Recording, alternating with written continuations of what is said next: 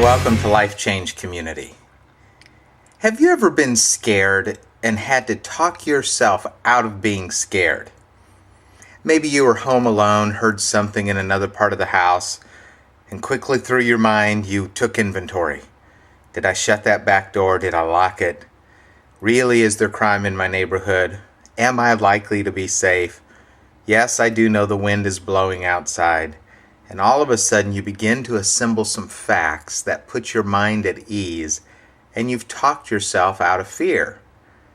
You know, the same thing happens when we pray and God doesn't answer our prayer. We start to be afraid. God hasn't heard my prayer. God doesn't hear anybody's prayers. Maybe God's mad at me. Maybe I've lost God's favor. Maybe God's not going to continue to keep his hand on my life or keep his promises as he said he would. And all of those fears begin to swirl around our mind. In those moments, we have to do the same kind of self-talk. Call it a little pep talk or a little faith talk.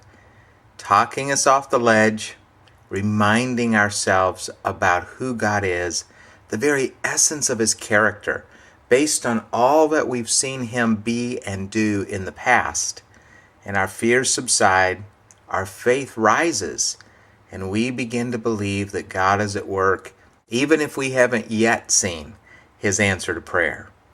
Let me give you an example right from the Bible. Listen to David's fear, and then listen to David's faith talk, his pep talk, taking him off the edge, reminding him of God's good faithfulness. I cry out to God, yes, I shout. Oh, that God would listen to me. When I was in deep trouble, I searched for the Lord. All night long I prayed with hands lifted toward heaven, but my soul was not comforted. I think of God and I moan, overwhelmed with longing for his help. You don't let me sleep. I'm too distressed even to pray. I think of the good old days long since ended, when my nights were filled with joyful songs. I search my soul and ponder the difference now. Has the Lord rejected me forever? Will he never again be kind to me? Is his unfailing love gone forever? Have his promises permanently failed? Has God forgotten to be gracious? Has he slammed the door on his compassion? And I said, this is my fate. The Most High has turned his hand against me. But then I recall all you have done, O Lord. I remember your wonderful deeds of long ago.